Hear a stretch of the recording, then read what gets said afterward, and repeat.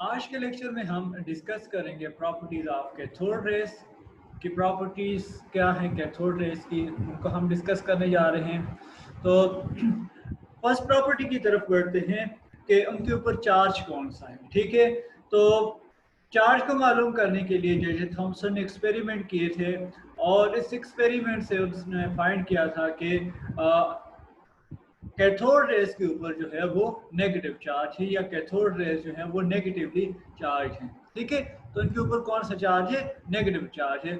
और इसको किस तरह से फाइंड किया गया कि इनके ऊपर जो है कैथोड रेस के ऊपर अप्लाई की गई इलेक्ट्रिक फील्ड को। ठीक है, जब इलेक्ट्रिक फील्ड अप्लाई की गई तो उन्होंने ये ऑब्जर्व किया कि लेट्स सपोज यहाँ पर जो है इलेक्ट्रिक फील्ड अप्लाई करते हैं, इनके ऊपर इस प्लेट के ऊपर नेगेटिव चार्ज है, इसके ऊपर पॉजिटिव चार्ज है। ठीक है, और जब कैथोड रेस को जो है वो प्रोड्यूस किया गया, ठीक है, तो यहाँ पर जो है सामने डिटेक्टर यूज किया गया जो उनको डिटेक्ट कर रहा था रेस को। तो जब इलेक्ट्रिक फील्ड नहीं थी, ठीक है, जब electric field with in the absence of electric field, ये जो रेस थी ये सीधा जो है वो P1 पर टकराई। ठीक है, पॉइंट 1 के ऊपर जो है वो जाकर टकराई। ठीक है, लेकिन जब इलेक्ट्रिक फील्ड को यूज किया गया, इलेक्ट्रिक फील्ड अप्लाई की गई, तो उसने ये देखा था कि ये इन्होंने अपना रास्ता जो है वो चेंज किया है और ये जो है P2 पर आकर टकराए। ठीक है, तो इससे क्या बात साबित हुई कि इनके ऊपर जो है वो चार्ज है। अब चार्ज कौन सा है? उन्होंने ये देखा कि ये जो रेस थी वो नेगेटिव से दूर जा रही थी। मतलब ये हो गया कि इनको नेगेटिव प्लेट क्या कर रही थी? रिपेल कर रही थी, और पॉजिटिव प्लेट जो थी वो उनको अट्रैक्ट कर रही थी। तो हमें पता है कि सेम चार्जेस जो हैं वो एक दूसरे को रिपेल करते हैं, एक दूसरे को दफा करते हैं, एक दूसरे को रिपेल करते हैं। तो जब कैथोड रेस के ऊपर इलेक्ट्रिक फील्ड अप्लाई की गई तो नेगेटिव प्लेट जो थी उन्हें कैथोड रेस को रिपेल किया, जिससे ये साबित हुआ कि कैथोड रेस के ऊपर जो है वो नेगेटिव चार्ज है और ऑपोजिट चार्जेस एक दूसरे को अट्रैक्ट करते हैं। तो यही वजह है कि ये टुवर्ड द पॉजिटिव प्लेट जो है वो अट्रैक्ट हुई। तो इस वजह से इनको इस एक्सपेरिमेंट से क्या बात साबित हुई कि इनके ऊपर कौन सा चार्ज है? इनके ऊपर जो है वो नेगेटिव चार्ज है। ये थी इनकी फर्स्ट प्रॉपर्टी। अब जो दूसरी प्रॉपर्टी थी वो ये थी कि ये स्ट्रेट लाइन में सफर करती है। ठीक है, ये क्या करती हैं? स्ट्रेट लाइन में क्या करती हैं? सफर करती हैं। जब लेट्स अगर आप लाइट के सामने जो है, ठीक है, आप क्या करते हैं? कोई ऑब्जेक्ट रखते हैं, टार्च लगाते हैं अपने हाथ, और टार्च लगा के उनके सामने अपना हाथ रखते हैं, तो आप क्या देखेंगे कि आपके हाथ का जो शेडो होगा वो दीवार पर जाकर लग रहा होगा। ठीक है, तो इससे ये क्यों होता है कि जो रेज हैं वो बिल्कुल स्ट्रेट लाइन में सफर करती हैं। ठीक है, तो बाज जो रेज होती हैं वो ब्लॉक हो जाती हैं ऑब्जेक्ट से, और बाद जो है वो सीधे से फ्लो करती हैं। ठीक है, जिसकी वजह से क्या होता है? उस ऑब्जेक्ट का शेडो काज होता है। तो उन्होंने क्या किया था कि कैथोड रेस के सामने जो है वो एक ओपेक ऑब्जेक्ट रखा था, गैर शफाफ, ठीक है, जिसमें से लाइट जो है वो पास ना कर सके, ऐसा ऑब्जेक्ट। तो उन्होंने ये देखा था कि उसने उस ऑब्जेक्ट का जो है वो शेडो कास्ट किया। ठीक है, उसका साया जो है वो अपोजिट पड़ा।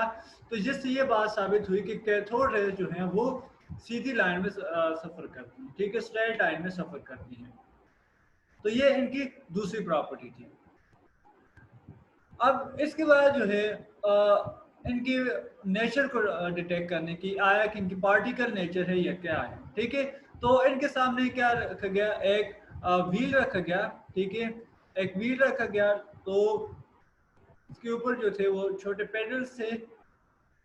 ठीक है, तो जब ये इनके सामने कैथोड रेस के सामने इस व्हील को रखा गया, तो जो ही ये रेस जो है वो आकर टकराई इससे, तो इससे क्या हुई? ये व्हील जो है वो घूमना शुरू हो गया, इसमें रोटेशन काज की। तो इससे इस एक्सपेरिमेंट से क्या साबित हुआ? इस एक्सपेरिमेंट से ये साबित हुआ कि ये बेसिकली क्या है? पार्टिकल्स हैं जो आकर टकराए हैं इसके साथ।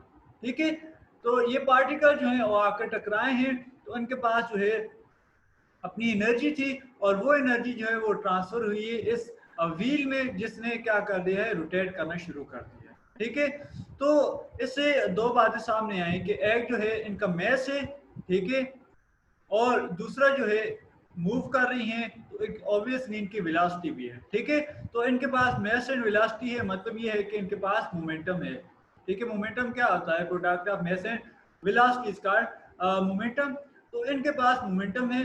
तो ये जब जो ही आकर टकराई इस पेडल के साथ या इस व्हील के साथ, तो इन्होंने अपना जो मोमेंटम था वो ट्रांसफर किया पेडल के अंदर, इस व्हील के अंदर, जिसकी वजह से वो रोटेट होना शुरू हो गया। तो इससे ये बात साबित हुई कि इनका मैस भी है, पार्टिकल नेचर है, और इनकी वेलोसिटी भी है, और इनके पास जो है वो एनर्जी भी है। Energy due to motion is called kinetic energy, और इनके पास जो है वो काइनेटिक एनर्जी भी है, ठीक है। तो इस एक्सपेरिमेंट से तीसरी ये प्रॉपर्टी साबित हुई कि ये पार्टिकल इन नेचर है, इनकी वेलोसिटी है और इनका मोमेंटम है, ठीक है। तो ये इस एक्सपेरिमेंट से ये बात साबित हुई। तो अब हम बढ़ते हैं नेक्स्ट प्रॉपर्टी की तरफ। तो नेक्स्ट प्रॉपर्टी क्या है इनकी कि इनको अगर हम एक्सपोज करें मैग्नेटिक फील्ड में, तो ये क्या करते हैं? डिफ्लेक्ट करते हैं, ठीक है। इलेक्ट्रोमैग्नेटिज्म में आपने पढ़ा होगा कि जब कोई भी चार्ज बॉडी जो है वो, या चार्ज पार्टिकल जो है वो मूव करता है into the electric magnetic field, तो उसकी वजह से क्या होता है? उसके ऊपर फोर्स लगती है, जिसकी वजह से वो अपना जो रास्ता है उससे डिविएट हो जाता है, ठीक है। तो अगर लेट्स सपोज इनके ऊपर कोई चार्ज ना होता, कैथोड रेज के ऊपर जो है वो कोई चार्ज ना होता, तो ये बिल्कुल स्ट्रेट जो है जाती, लेकिन ये क्या हुई है? डिफ्लेक्ट हुई हैं, ठीक है, perpendicular to to the direction of these lines, जो मैग्नेटिक लाइंस हैं फ्रॉम साउथ टू नॉर्थ जो है वो फ्लो करती हैं। तो इनके परपेंडिकुलर जो है ये डिफ्लेक्ट हुई हैं। तो इससे क्या साबित हुआ कि इनके ऊपर जो है वो चार्ज हैं, ये चार्ज पार्टिकल्स हैं। तो ऑब्वियसली हमने पहले जो उसमें एक्सपेरिमेंट में था, उसमें हमने ये देखा था कि इनके ऊपर नेगेटिव चार्ज हैं। तो इनके ऊपर नेगेटिव चार्ज हैं, तो ऑब्वियसली चार्ज पार्टिकल होने की वजह से जब हम इनको एक्सपोज करेंगे मैग्नेटिक फील्ड में, तो ये क्या होंगी? डिफ्लेक्ट होंगी, ठीक है। तो इन्होंने डिफ्लेक्शन शो की, जिसका मतलब ये था कि इनके ऊपर कौन सा चार्ज है? इनके ऊपर जो है ये चार्ज पार्टिकल्स हैं, और उस एक्सपेरिमेंट से हमने ये फाइंड किया था इनके ऊपर जो है वो नेगेटिव चार्ज है। फिर इसके बाद जो है जो हमने थर्ड एक्सपेरिमेंट किया था व्हील वाला, उसमें हमने ये देखा था कि इनके जो नेचर है वो पार्टिकल इन नेचर हैं, वेलोसिटी के साथ मूव भी कर रही हैं। तो ऑब्वियसली मैंने आपको बताया कि अगर किसी चीज़ का मैस हो, ठीक है, और वो मूव कर रही हो वेलोसिटी के साथ, तो उसके पास जो एनर्जी होगी वो कौन सी होगी? काइनेटिक एनर्जी होगी, ठीक है। तो जब ये मूव करती है तो इनके पास क्या होती है? काइनेटिक एनर्जी होती है। और जब ये जाकर टकराएंगे किसी भी मेटल फॉइल्स पर, ठीक है, मेटल शीट पर जाकर टकराएंगी, तो इनकी जो काइनेटिक एनर्जी होती है वो ट्रांसफर हो जाती है उस मेटल के अंदर, ठीक है। उस मेटल के अंदर ट्रांसफर होगी, जिसकी वजह से उस मेटल को वो हीट अप करना शुरू कर देंगे, ठीक है। तो इनमें क्या एबिलिटी है? इन रेज में ये एबिलिटी है कि जब ये टकराती हैं मेटल फॉइल के ऊपर, उसमें हीट प्रोड्यूस करती हैं और उसको ग्लो करवाना शुरू करती है। अक्सर आपने देखा होगा कि जो अब आप आयरन को हीट करते हैं तो कुछ टाइम के बाद जो है वो रेड कलर से ग्लो करना शुरू कर देता है, अंगारों की तरह, ठीक है। तो वो बेसिकली क्या हो रहा होता है? उसमें से रेडिएशन इवॉल्व हो रही होती हैं ड्यू टू हीट रेडिएशन, ठीक है। तो इनकी एनर्जी जो है काइनेटिक एनर्जी, वो ट्रांसफर हो जाती है इनटू मेटल एटम्स में, जिसकी वजह से वो हीट अप होते हैं और ग्लो करना शुरू कर देते हैं, ठीक है। तो इनकी काइनेटिक एनर्जी किस में कन्वर्ट हो जाती है? हीट एनर्जी में। तो ये हीट एनर्जी जो है इस तरह से ट्रांसफर करते हैं अदर मेटल फॉइल, ठीक है। अब बढ़ते हैं नेक्स्ट प्रॉपर्टी की तरफ। तो कैथोड रेज जो हैं ये क्या करते हैं? जब मेटल के ऊपर इनको टारगेट किया जाता है, चूंकि हाईली एनर्जेटिक इलेक्ट्रॉन्स हैं, तो जब हम मेटल के ऊपर जो इनको टारगेट करेंगे तो एक्स रेज प्रोड्यूस होंगी। एक्स रेज क्या होती हैं? एक्स रेज जो हैं रेडिएशन ही की टाइप हैं, जिनकी जो वेव लेंथ होती है वो इंतहाई कम होती है, या दूसरे लफ्जों में कह लें कि इनकी एनर्जी जो है वो बहुत ज़्यादा होती है, ठीक है। तो ये इनकी वेव लेंथ होती है अबाउट लेस देन 10⁻⁻12, जब या 1 पिकोमीटर से इनकी जो वेव लेंथ है कम होगी तो उसको हम क्या कहेंगे? एक्स रे कहेंगे। तो एक्स रेज में जो कि इनका वेव लेंथ कम होती है और इनकी एनर्जी जो है वो ज़्यादा होगी। तो जब हम कैथोड रेज को बम्बार करते हैं, इनको फेंकते हैं मेटल्स के ऊपर, ठीक है, हम आगे मोजरी लॉ पढ़ेंगे, ठीक है, तो उसमें क्या किया जाता है, इन कैथोड रेस को फोकस करके एनोड के ऊपर जो है वो बम्बार किया जाता है, ठीक है। तो इसमें क्या होता है, इसमें से इलेक्ट्रॉन नॉकआउट होते हैं और रेडिएशन निकलती है in the form of X rays, ठीक है। तो ये एक्स रेज जो है इस तरह से इनको प्रोड्यूस किया जाता है। फिर इनमें जो दूसरी प्रॉपर्टीज है, अब यहीं से हमने देख लें कि चूंकि ये इलेक्ट्रॉन्स हैं तो ये क्या करती हैं, इलेक्ट्रॉन्स को नॉकआउट कर सकती हैं किसी भी गैसेस के। लेट्स सपोज ये गैस हाइड्रोजन गैस है, ठीक है, इसके अंदर एक इलेक्ट्रॉन है, ठीक है, ये हाइड्रोजन के सिर्फ एक एटम को ड्रा कर लेते हैं, ठीक है। तो ये हाइड्रोजन एटम, इसके अंदर एक इलेक्ट्रॉन है, तो जब ये रेज आकर टकराएंगी, ठीक है, तो ये क्या करेंगी, इन इलेक्ट्रॉन्स को नॉकआउट कर देंगे। जब ये नॉकआउट हो जाएगा तो इसको क्या कर देगा, आयनाइज कर देगा, ठीक है।